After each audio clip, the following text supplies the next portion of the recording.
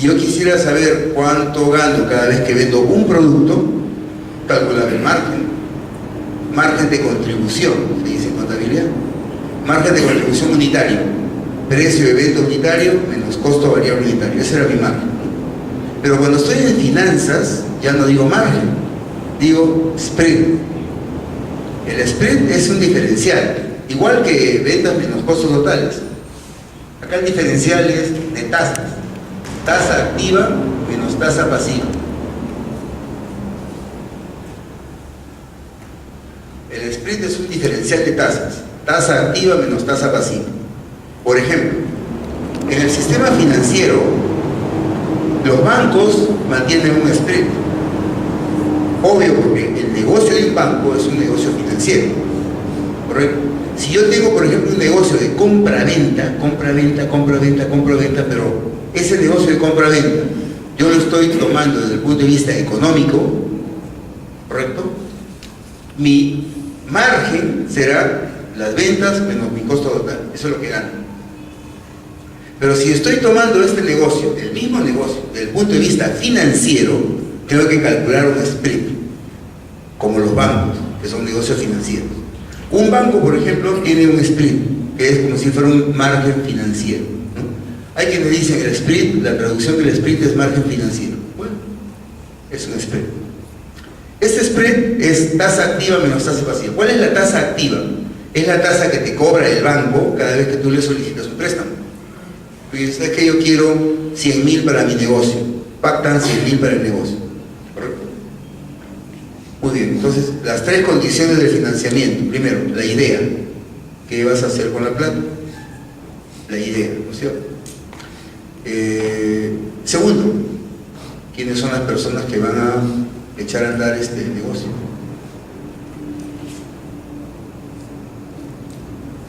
Tercero, el contrato de crédito. ¿Cuál es el contrato de crédito? ¿Cómo voy a pactar la devolución, tasa, plazo, etcétera, etcétera, etcétera? Las condiciones. En ese contrato de crédito está consignada la tasa activa, esa tasa activa. La tasa activa es la tasa que te cobra el banco cada vez que tú le prestas dinero. Entonces, el sistema financiero en colocaciones cobra una tasa activa. Y la tasa pasiva es la tasa de captaciones. El banco capta ahorro del público, ¿correcto? Entonces, esa tasa que le paga al ahorrista, porque el ahorrista lleva su plata al banco, es una tasa pasiva, ¿correcto? Entonces, el banco te cobra una tasa activa, 24%, 25%, y te paga una tasa pasiva, 0.75, 1%. ¿Cuánto es el spread? Promedio ponderado 24% en el Perú. Hay que poner un mango, ¿correcto? Ese es el spread. Las empresas tienen un spread también. Las empresas tienen un spread que también tiene su tasa activa y su tasa pasiva, su tasa de ventas o su tasa de renta y su tasa de costo. La tasa de renta es la tasa interna de retorno, es como si fuera la tasa activa, la tasa interna de retorno. Y la tasa pasiva es la tasa de su costo de capital, que viene a ser costo de capital, K sub 0. K sub 0 es costo de capital empresarial, podría ser también costo de oportunidad. Entonces, un spread de una empresa, de cualquier organización que no sea un banco, mantiene tasa activa, tasa interna de retorno, tasa pasiva, tasa de costo de capital.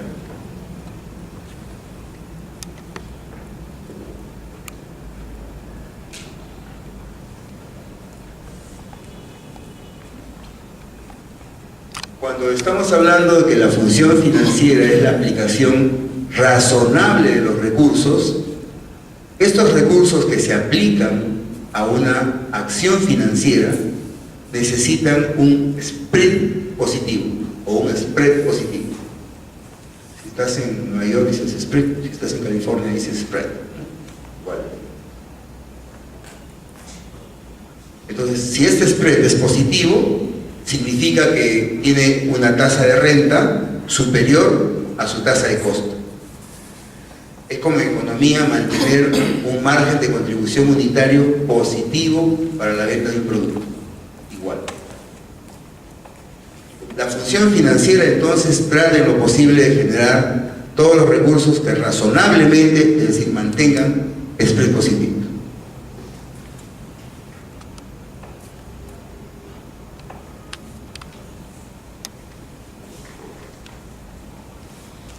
Esta función financiera siempre está monitoreando estados financieros.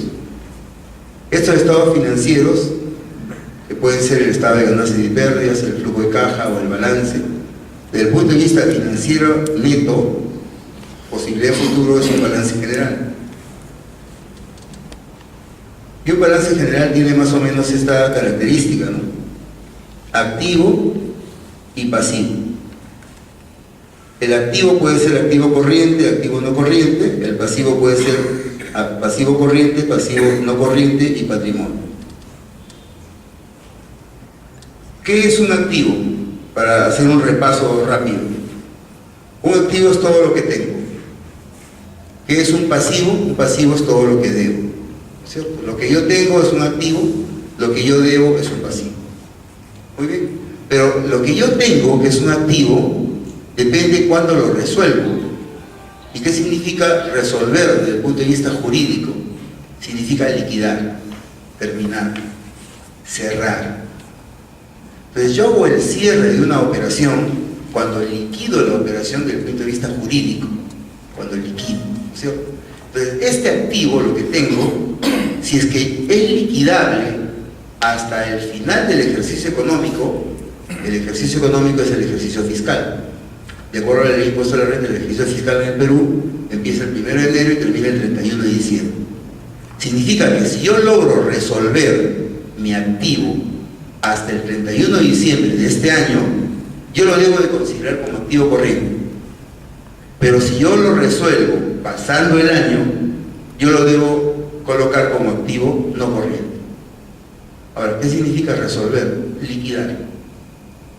¿Correcto? Entonces, yo tengo, por ejemplo, cuentas por cobrar. Yo pienso que esas cuentas por cobrar las voy a cobrar este año, obviamente. Yo no pienso que estas cuentas por cobrar las voy a pasar al siguiente año. Yo pienso que las voy a cobrar este año.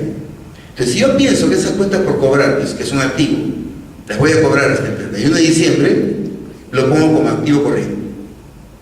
¿Correcto? Vamos a suponer que tengo un terreno. Un terreno es un activo, ¿no es cierto?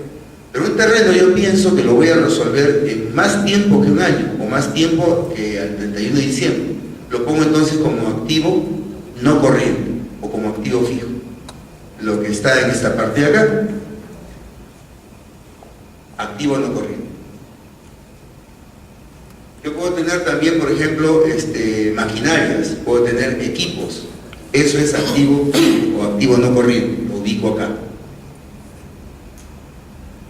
Puedo tener, por ejemplo, también mercancías, mercaderías. Yo pienso que nadie tiene mercaderías para venderla en 5 años. Tú quieres venderla pues en el próximo segundo, ¿no es cierto? Entonces yo pienso que esas mercancías, estas mercaderías, yo las voy a vender pues máximo hasta que termine el año. Termina mi ejercicio, yo liquido todas las mercaderías. Es lo que pienso. Entonces las mercancías lo pongo acá, mercaderías lo pongo en el activo corriente. Puedo tener también valores negociables. Los valores negociables son aquellos títulos que por excedente de utilidades la empresa compra para negociarlos, o compra simplemente porque gana un interés más que la tasa pasiva por captaciones que le da un banco. ¿Correcto? Es decir, la tasa de renta de un activo financiero es mayor que la tasa pasiva por captaciones del sistema financiero formal. ¿Correcto? Entonces, compro valores. Esos valores que compro, si yo creo que los voy a resolver hasta el 31 de diciembre, lo pongo en valores aquí en activo corriente. Pero si esos valores que compro los voy a resolver después del 31 de diciembre, entonces tendría que ponerlo en activo no corriente. Hay algunos balances, por ejemplo, valores negociables que están una parte en activo corriente y la otra parte en activo no corriente. ¿Por qué? Porque la parte que está en activo corriente se va a resolver antes del 31 de diciembre. se va a monetizar antes del 31 de diciembre. Y la parte que está en activo fijo se monetiza luego del 31 de diciembre. ¿Correcto? Entonces, así manejo el tema de los activos. En los pasivos es igual. Los pasivos es deudas que tengo. Son deudas. Deudas que tengo con proveedores operativos, proveedores financieros, etc. Tributos también, puedo deberle al fisco. Esas son pasivos, ¿correcto? Si este pasivo yo lo voy a pagar hasta el 31 de diciembre, entonces es un pasivo corriente. Pero si ese pasivo es una deuda que voy a pagar pasando el 31 de diciembre, entonces lo pongo como si fuera deuda a largo plazo, pasivo no corriente. ¿Correcto? Entonces, la discriminación entre corriente y no corriente depende del ejercicio económico. Pero no solamente eso, depende de la intención que yo tenga de manejar el activo, de la intención que yo tenga de manejar el pasivo. ¿Correcto? Entonces, me doy cuenta que para un estado de ganancias y pérdidas, lo que habíamos visto antes, ventas, costos de ventas, utilidad bruta, gastos de operación, utilidad operativa, gastos financieros, utilidad antes de impuestos, impuesto a la renta, utilidad neta. Esa deducción es una deducción que yo resuelvo en el momento. Es una deducción que la hago ya después de tomar decisiones. Pero cuando yo estoy viendo un balance, no. Porque el balance es una foto donde yo tengo la posibilidad de arreglar. Si yo me arreglo, salgo lindo, si no me arreglo, salgo feo, ¿no es cierto? Mientras que la otra foto, la foto del estado de ganancias y pérdidas, es una foto que te toma pues alguien y te toma y ya está. Como saliste, así fue. La decisión que tomaste hasta ese momento, esa es. ¿Correcto? Entonces, lo que significa que la foto que te toman en el estado de ganancias y pérdidas es una foto que te toma te ha podido tomar un externo. La foto que tú te tomas para el balance, tú podrías salir mejor, porque tú tomas una decisión en qué cuenta poner una cantidad dependiendo de una decisión. ¿Correcto? Porque, por ejemplo, esto, ¿qué pasa si es que yo tomo una decisión acá como lo siguiente? Por ejemplo, vamos a suponer, no sé si se ve desde allá, vamos a suponer que tenemos acá este balance. Tengo activo por un lado, pasivo y patrimonio por otro lado, ¿correcto? Tengo acá, por ejemplo, activo corriente, activo fijo, o no corriente. Tengo acá pasivo corriente, pasivo a largo plazo y patrimonio. ¿No es cierto? Muy bien. Resulta que teóricamente yo sé que mi capital de trabajo es activo corriente menos pasivo corriente. Hagámoslo acá. Capital de trabajo es igual activo corriente menos pasivo corriente. Lo que significa que esto sería mi capital de trabajo. Capital de trabajo. Activo corriente menos pasivo corriente. Vamos a suponer que yo tengo valores negociables. Estos valores negociables los tengo en activo fijo. ¿Por qué los tengo en activo fijo el valor negociable? Porque se va a resolver pasando el 31 de diciembre. ¿Correcto? Yo quiero tomarme una foto a la empresa y la tomo así. Mi capital de trabajo es este. Pero vamos a suponer de que yo voy a pasar, tomo una decisión y paso los valores negociables de largo plazo, que los tengo en el activo fijo, los paso de corto plazo y los paso al activo corriente. ¿Esa es una decisión que puedo adoptar empresarialmente hablando? Sí. Es una decisión que lo toma la gerencia, el director, etc. Resuelvo los activos, quemo mis activos hasta este año. Y fíjate lo que sucede. Lo que sucede es esto. Este activo fijo ya no tiene este nivel, sino este activo fijo está acá. El activo fijo ha bajado, porque hay una cantidad en el activo fijo, que es valores negociables, que acaba de pasar al activo corriente. Y fíjate cómo ha crecido mi capital de trabajo. El capital de trabajo es activo corriente, que ahora está todo esto, menos pasivo corriente, que está esto. Y ha crecido mi capital de trabajo. Sin embargo, es la misma empresa. Tengo los mismos valores negociables que la decisión anterior, pero aparentemente mi capital de trabajo es mayor. Si yo calculo contablemente cuánto es mi capital de trabajo, ahora es mayor. Y tengo los mismos valores, sino que es en una diferente condición financiera. Antes estaba sin resolver a corto plazo, ahora lo tengo resuelto a corto plazo. Esa decisión financiera, que es parte de la función financiera, te ocasiona generación de valor en el balance. Una decisión financiera. Esta es una decisión financiera, correcto. Puede suceder también lo que sucedió en varias oportunidades. Por ejemplo, un día nos vamos el viernes todo el mundo de paseo, vacaciones sábado y domingo, el lunes otra vez a la chamba, y resulta que el lunes venimos quebrados. ¿Cómo puede suceder esto? Otra situación. Es un tema financiero.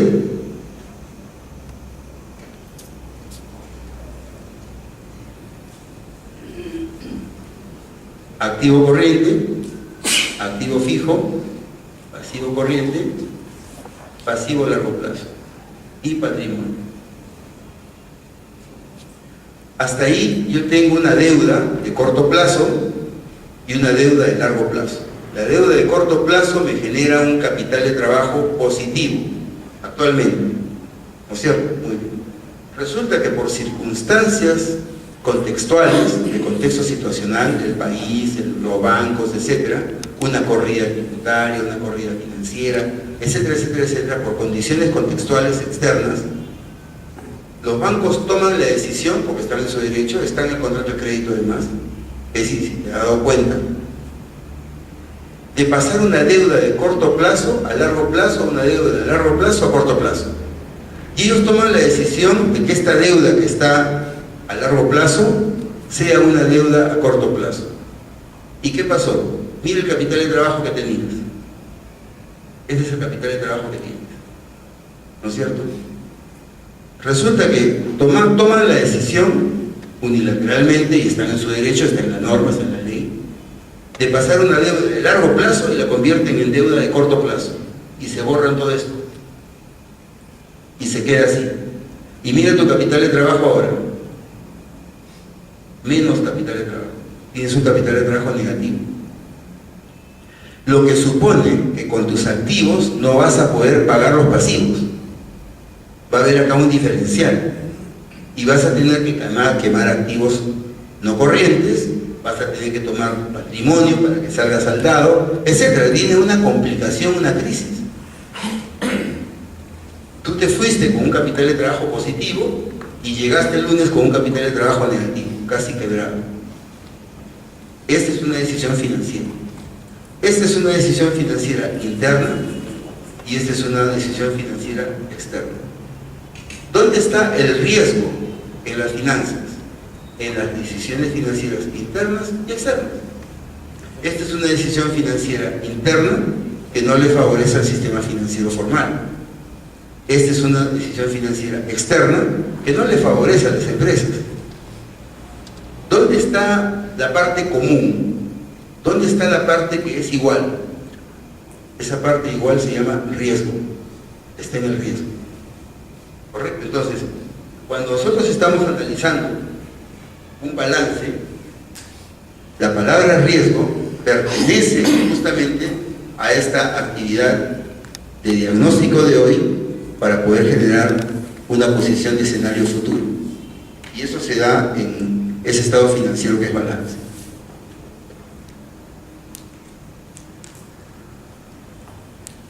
Este es el estado de resultados que ya hemos visto cómo sale. Es una metodología con deducciones de las ventas netas, es decir, todo lo que yo facturo menos el IGB, hago deducciones de costo de producto, deducciones de gastos operativos, deducciones de costo financiero y deducciones de impuesto a la renta, fundamentalmente, más sumas y restas contables. Y al final obtengo la utilidad o la pérdida del ejercicio. Pero hay una dinámica del balance y el estado de resultados. Hay una relación entre la economía y las finanzas. Esa es la razón porque hay un momento que es económico-financiero. Ese momento económico-financiero da cuenta de una relación entre la parte económica y la parte financiera. Y esta relación está entre el estado de ganancias y pérdidas y el balance. ¿Por qué? Porque estas utilidades o pérdidas que tengo yo en el estado de ganancias y pérdidas, que tengo ventas menos deducciones, pasan directamente a una cuenta patrimonial, o una cuenta de patrimonio. Entonces, esta utilidad, que es la utilidad del ejercicio, está pasando al patrimonio como una cuenta patrimonial. Significa que los balances comienzan a incrementarse, los balances se comienzan a incrementar, son más grandes cada vez que tengo utilidades. Pero comienzan a disminuir los balances, son más chicos cada vez cuando yo tengo pérdidas. ¿Correcto? Entonces, si yo tengo pérdidas, comienzan a disminuir. Yo tengo utilidades, comienzan a incrementarse. ¿Correcto? Eso es lo que está sucediendo con este estado de resultados.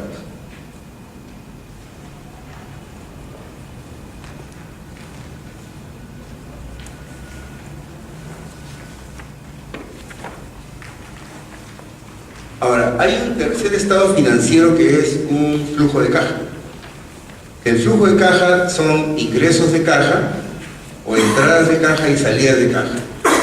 Y estas sumatorias algebraicas son saldos de caja. Cuando yo tengo, por ejemplo, un préstamo, en un préstamo se activan estos tres estados financieros. El flujo de caja, el estado de ganancias y pérdidas y el balance.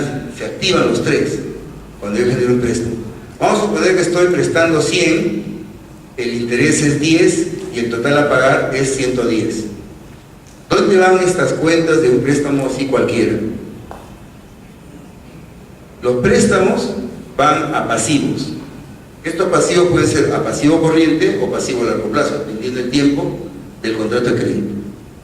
El interés va a gasto, que son gastos financieros. Va a las deducciones del estado de ganancias y pérdidas. Y el total a pagar va a egreso de caja. Todo lo que voy a pagar, tanto principal más intereses, lo deduzco en egresos de caja. Y esa es la dinámica. Cuando tengo un préstamo, entonces los tres estados financieros principales son los que se activan y los que, digamos, acogen en sus cuentas determinadas al préstamo.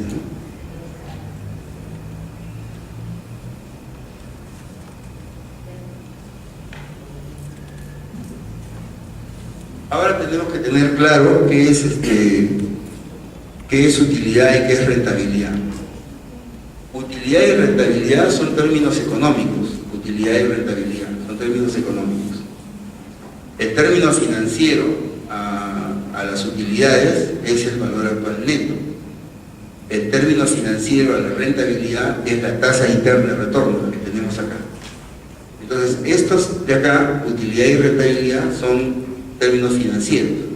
Para poder entender sus pares financieros, primero vamos a ver cuál es el concepto económico, cuál es el diferencial o la diferencia entre utilidad y rentabilidad. Entonces, acá hay un ejemplo clásico que dice, si yo vendo algo en 100 y me cuesta 80, entonces el beneficio es 20. La pregunta clave acá es, ¿cuál es rentabilidad? ¿El 1 o el 2? ¿Cuál de los dos es rentabilidad? ¿1 o 2? Vamos haciendo una encuesta. Ponemos acá 1 aquí y 2 acá. A ver, empecemos por allá, señorita. 1 o 2. 1. 2.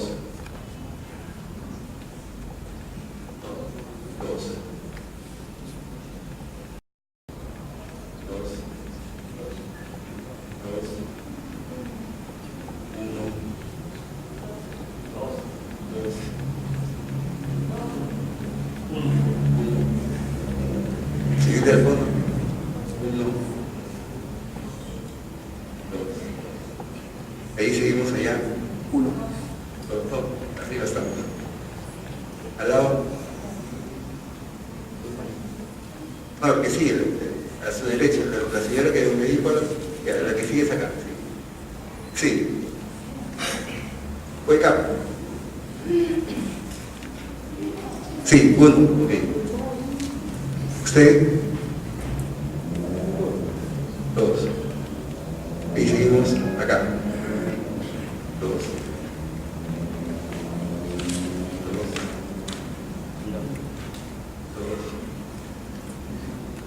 Dos. Uno. Seguimos acá. Uno.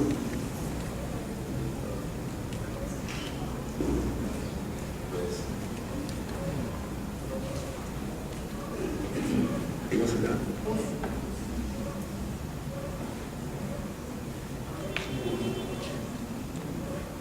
Seguimos allá. Acá adelante, señor.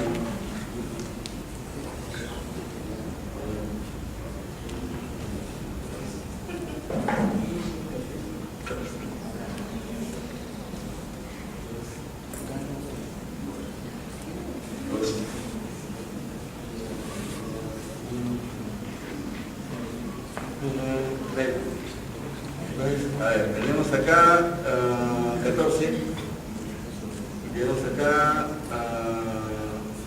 19, ¿no?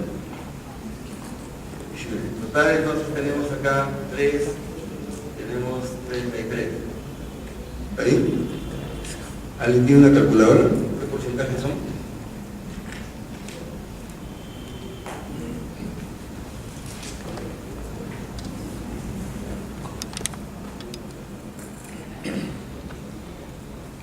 ¿Alguien tiene una calculadora para que vea qué porcentajes son? A ver, me ayudan por ahí. 14 entre 33.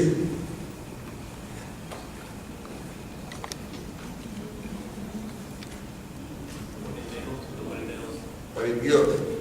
Entonces este es 42% y este es 58%. Suma 100%. Es decir, el 42% dijo 1, el 58% dijo 2. Y habíamos preguntado qué es rentabilidad, ¿no? ¿Cuál de ellos es rentabilidad? La primera, lo que estábamos haciendo es dividir 25 entre 80, 0.25, no, debe ser 20 acá. 20 entre 80, 0.25 y acá 20 entre 100. ¿Por qué es el beneficio? Pues no hay ningún 25 acá. Entonces ha debido suponerse que ese es un error de tipeo, es un abrupto. Entonces 20 entre 80, 25 y 20 entre 100, 20. ¿No es cierto? Ellos, no, que lo que pasa es que me equivoqué porque ahí dice 25. Principio jurídico empresarial. Son 11 principios jurídicos que si nosotros no sabemos esos 11 principios jurídicos, no podemos hacer empresa. Primer principio jurídico, la primacía de la realidad. Primer principio jurídico. ¿Correcto? No, lo que pasa es que me equivoqué porque ahí dice 25, ¿para qué pone 25? Pues no. Se supone que por deducción ha tenido que ser 20. Primacía de la realidad, igual se va a la cárcel. ¿No es cierto? Muy bien. Entonces, el 42% dijo 1, 25%, y el 58% dijo 2, 20%. El año 2002, creo que así, 2002, 2003, estaba trabajando para el Indecopi. No para el Indecopi, tenía una empresa de consultoría y teníamos clientes que se iban al Indecopi. En ese momento salió la ley de procedimientos concursales y si una empresa tenía problemas económicos, financieros, tenía flujos de caja deficitarios, no tenía un producto que sea aceptado por el mercado, estaba con muchas deudas, ¿no? Fundamentalmente de bancos, los bancos comenzaban a resolver esas deudas, hacían autos precautenatorios, comenzaban a caerse las letras, etc. Entonces tenía problemas. Y cuando una empresa entra en crisis y quiebra, es lo peor que puede pasar en un sistema. Entonces, se implementó desde el año 98-99, creo, la ley de procedimientos concursales. Mediante esta ley, el Estado le da una oportunidad a la empresa para que demuestre que puede con el mercado. que puede pagar sus deudas, aun cuando se puede elongar el tiempo. Y le ponía un paraguas de tal manera que eximía la cobranza de todas las acreencias hasta que se resuelva el tema de su reestructuración patrimonial. ¿Correcto? Entonces teníamos un cliente que estábamos en el Indecopio haciendo la exposición y por carácter de la norma se tiene que grabar, o lo grabas o lo filmas. Estaba filmándose, yo estaba haciendo la exposición con mi socio, etc. Resulta que al fondo había un montón de personas que habían con su DNI, todo el mundo puede entrar, ¿no? Pero nadie puede filmar, nadie puede hablar, nadie puede hacer eso, pero todo el mundo puede entrar, ¿no? Como si fuera un juicio. Entonces, pero al fondo había dos personas que estaban interesadas en esto, ¿no?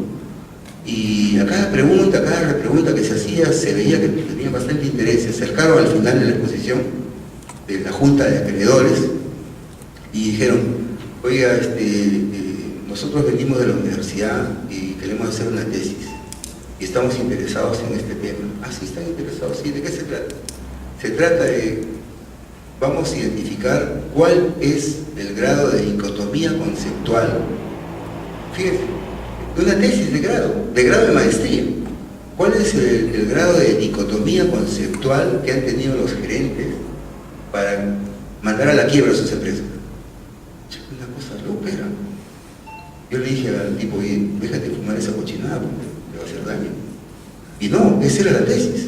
Era una tesis para maestría en MBA. Entonces me dijeron: estamos interesados en este tema y nos han dicho que usted puede ser nuestro asesor de tesis. Ya, hicimos la tesis que duró más o menos 26 meses. 26 meses una tesis se hizo efectivamente y arrojó un valor importante, que es lo que yo me estoy acordando referente a esto. El 32 no era 42, sino 32%. El 32% de las personas pensaba que era un concepto y era el otro. Dicotomía conceptual. Correcto. Pero lo más interesante de esto es que esa dicotomía conceptual la habían aplicado a las organizaciones. Es decir, por ejemplo, estaban utilizando como exactitud algo que era precisión. Estaban utilizando como eficacia algo que era solamente eficiencia. Estaban haciendo algo como objetivo cuando debería ser una meta. Estaban haciendo algo como utilidad cuando es una rentabilidad. Cuando tú tienes una dicotomía conceptual desde el punto de vista empresarial, y más todavía si es financiero, tú tomas una decisión ahora y no ves el impacto en ese momento. El impacto es en unos meses. Y en unos meses te das cuenta y tú no sabes por qué. Porque crees que lo que acabas de decidir está bien. Y no, es por dicotomía conceptual.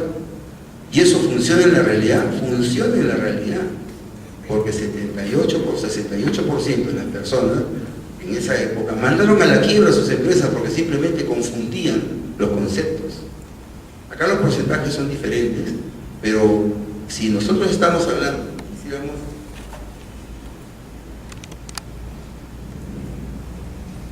quisiéramos determinar la rentabilidad, el concepto de rentabilidad es el siguiente.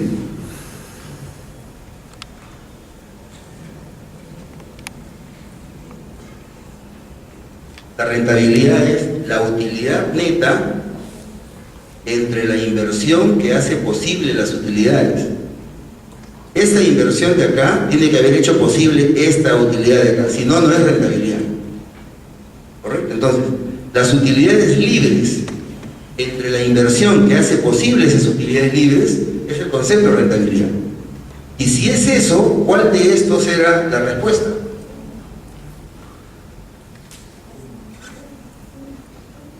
¿Uno o dos? Uno. ¿No es cierto? Porque ¿cuánto es la inversión acá? Es 80 lo que me está costando. Eso es lo que estoy invirtiendo. ¿No es cierto? ¿Y cuánto estoy obteniendo de beneficio? 20. 20 entre 80 era la rentabilidad. 25% de la rentabilidad. ¿No es cierto?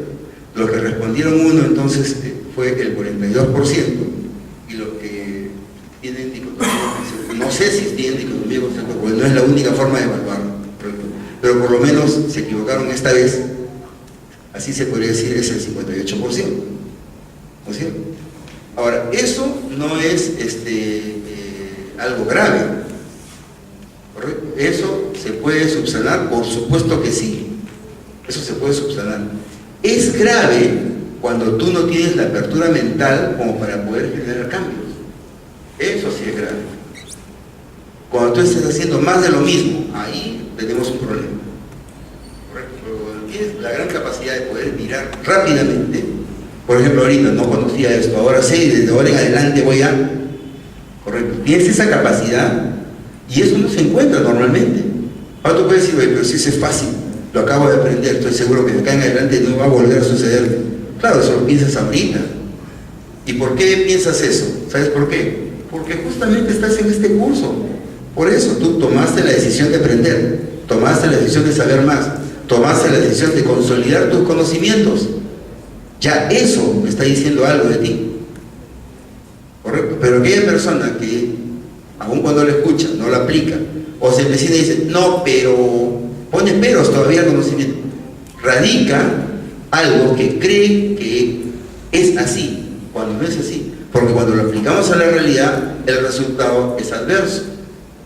¿No es cierto? Entonces, ese es un primer momento. Un cuadrito que voy a hacer acá sería oportuno en este momento. Desde el punto de vista, digamos,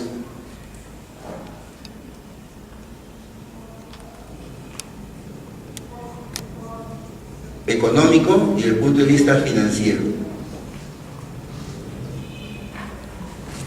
Desde el punto de vista económico y desde el punto de vista financiero.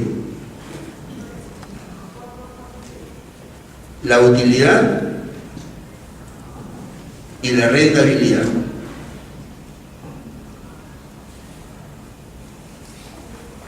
Desde el punto de vista económico, la utilidad vendría a ser igual, utilidad igual ventas menos costos totales. Esas son utilidades.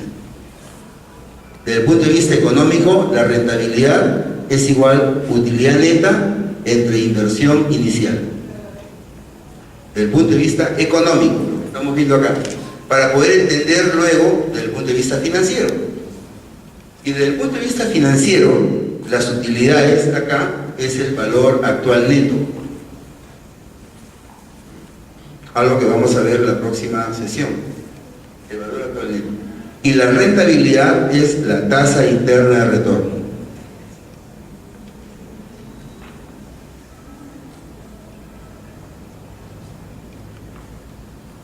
Entonces, el margen o utilidad es economía, como el valor actual neto es a la finanza.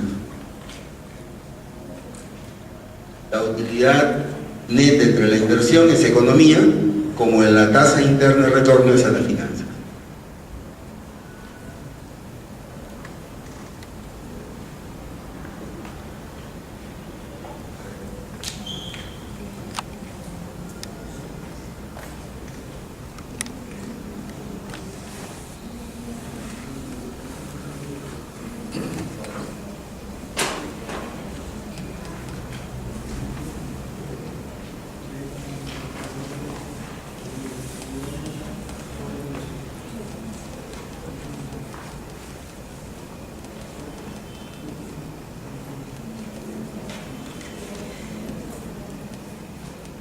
Ahora vamos a ver, como parte de la función financiera, es el diagnóstico de los estados financieros. Entonces vamos a ver algo de eso ahora.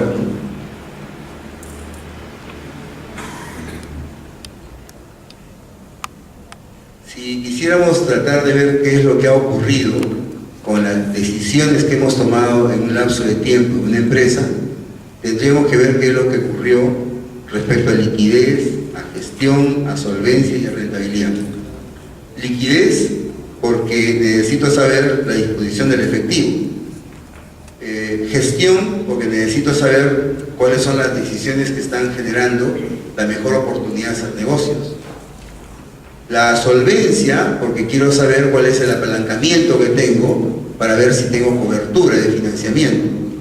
Y la rentabilidad, obviamente, porque quiero conocer cuál es su resultado de todas las decisiones que he adoptado, tanto en liquidez como gestión y en solvencia. Quiero saber cuál es el resultado, ¿no ¿cierto? Entonces, averiguaríamos sobre 4 aspectos fundamentales. ¿Dónde encontramos esa respuesta? En los estados financieros.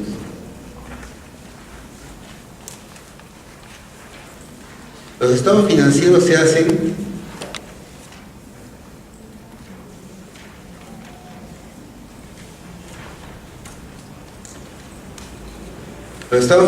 se hacen en algún momento, es decir, en un momento adecuado. Yo hago, por ejemplo, acá, este es el flujo de tiempo, y en este flujo de tiempo hago un corte acá,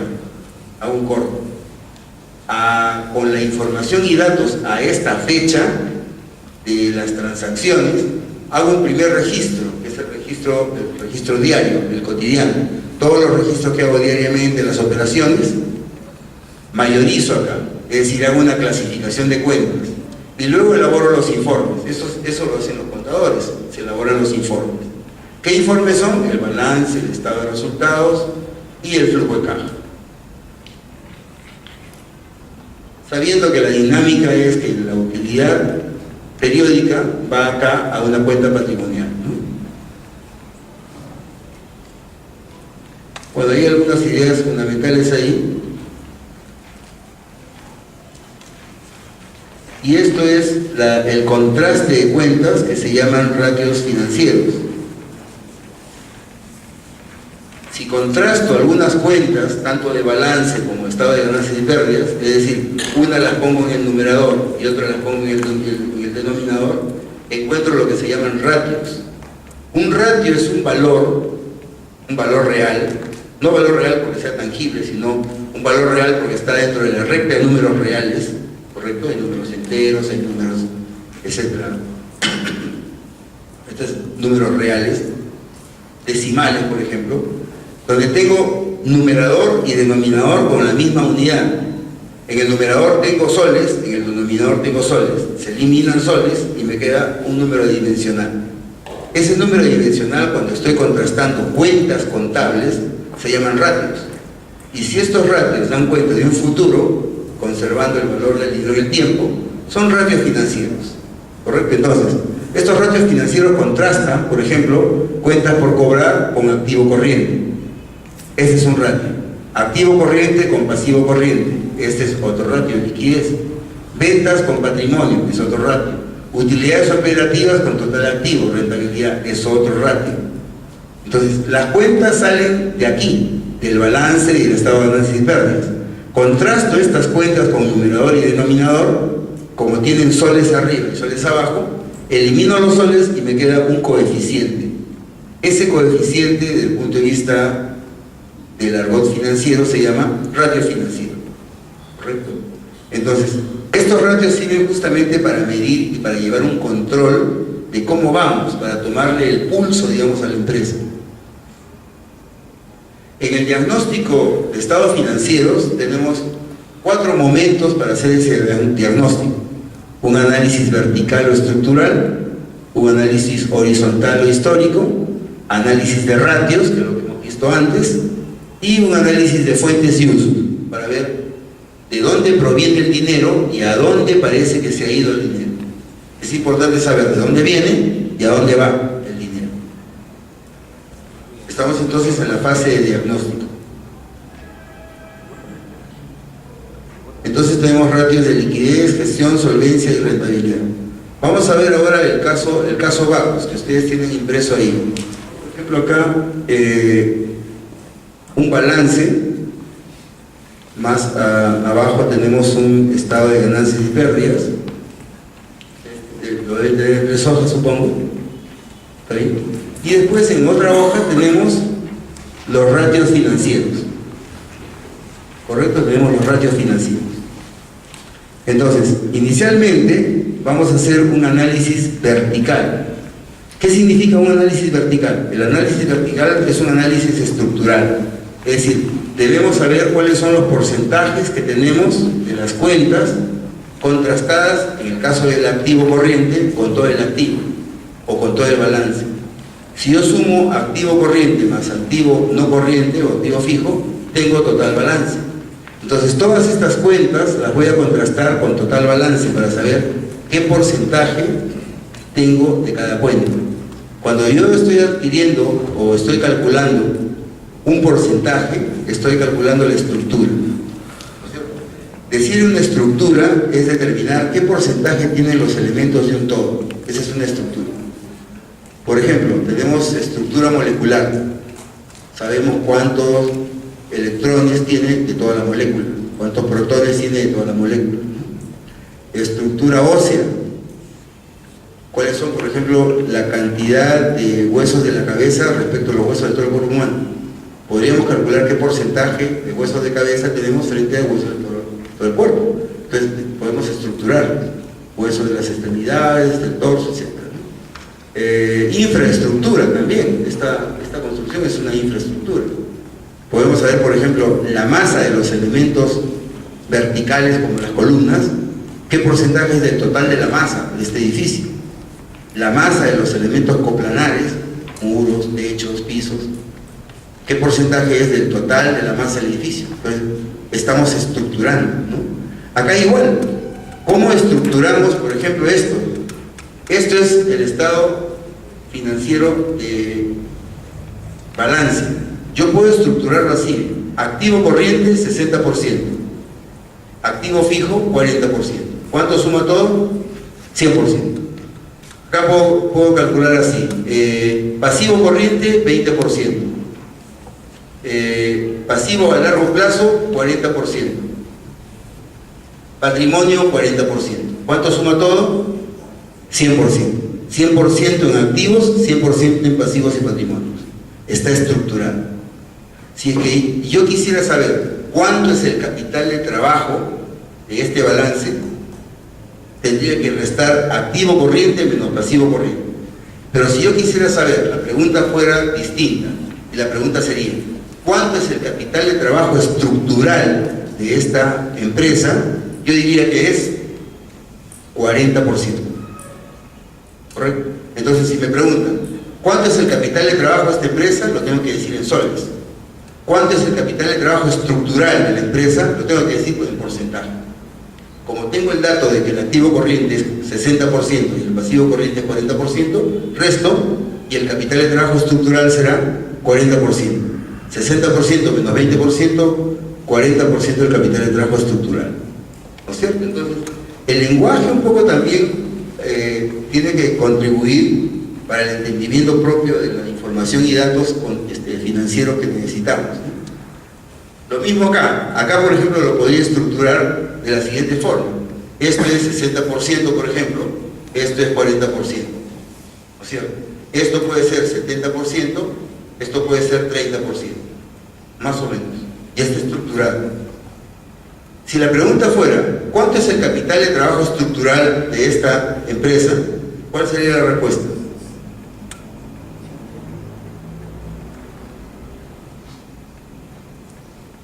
¿Aló? ¿Ahí? Menos 10%. Menos 10%. 60 menos 70 menos 10%. Capital de trabajo estructural.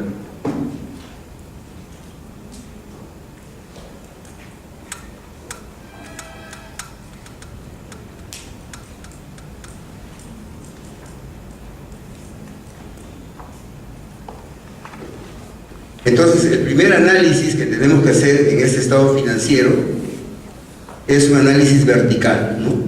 Y en el análisis vertical debemos detenernos un poco traduciendo las dos principales cuentas más importantes, ¿no?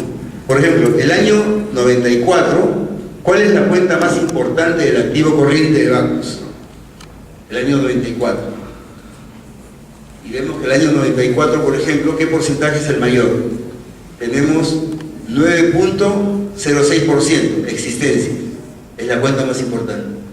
La segunda cuenta más importante es caja y bancos, con 8%. Existencias y caja y bancos son las cuentas más importantes del año 94. Vemos cuál es la cuenta más importante del año 93. El año 93 vemos que es 11.44 existencias nuevamente y 8.22 caja y bancos nuevamente. Podríamos advertir, por ejemplo, quizás que puede depender de una política de empresa. que la política de la empresa sea que las cuentas más importantes se mantengan en una cuenta determinada. O puede ser también que producto de las decisiones que ha tomado la empresa mantiene esa posición financiera. También puede ser. Hasta ahora no sabemos mucho de la empresa, sino estamos haciendo un diagnóstico y lo que estamos viendo es que las cuentas más importantes son existencias con mayor porcentaje y caja. Es decir, la mayor cantidad del activo corriente la tiene en productos y en efectivo, ¿no? Hasta ahí. Vamos a ver en el activo no corriente.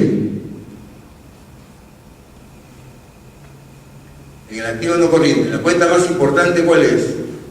Acá tenemos 38%, total de inversiones en valores. Y acá tenemos 41% que es inmuebles, maquinaria y equipo. Inversiones en valores fue un año y el año anterior fue inmuebles, maquinaria y equipo. Vayamos al tema del pasivo. El pasivo. Vemos entonces estos 2 años, este es el análisis estructural o vertical, cuáles son las cuentas importantes en pasivo corriente. Es decir, la deuda que yo debo hasta el 31 de diciembre de este año. Pues la cuenta más importante acá ha sido aparentemente 5.14, que es tributos.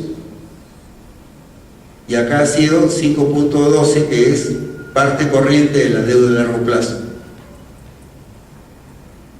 Parte corriente de la deuda de largo plazo, es 5.12.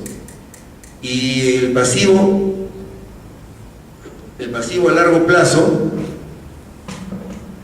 la cuenta más importante ha sido esta, que es, el pasivo a largo plazo es deudas a largo plazo, obviamente, ¿no? Y en patrimonio, que tenemos capital, participación patrimonial, reservas y resultados acumulados, la cuenta más importante es, bueno, capital, 27% contra 34%. Son cuentas más importantes. Entonces es un análisis vertical. Ahora, ¿cómo es un análisis horizontal? El análisis horizontal es comparando un periodo contra otro periodo. Entonces, acá por ejemplo, vamos a ver cuál es el análisis horizontal. Y en estas 2 columnas está el análisis horizontal. Acá está la diferencia entre un año y otro.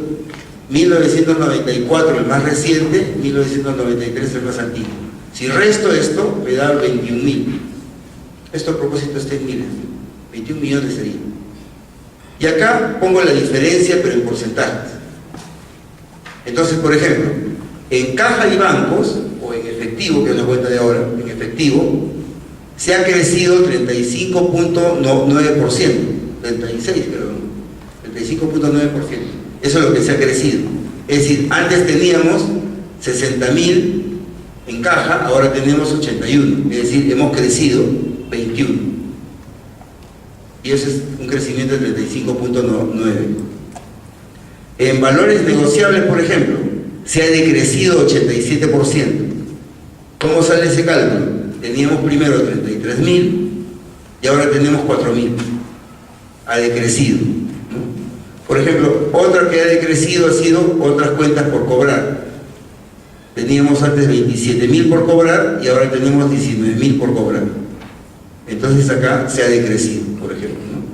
Entonces, en las cuentas, en el análisis horizontal, podemos advertir dónde está el dinero o a dónde se ha ido el dinero.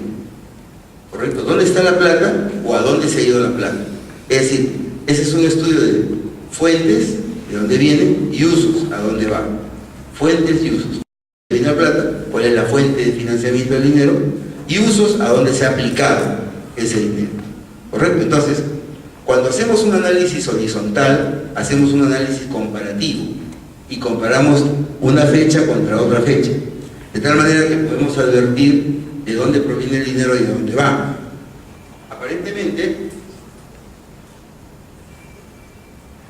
Aparentemente lo que tenemos acá es lo siguiente: en caja y bancos tenemos más dinero, tenemos 21.000, es decir, hemos crecido.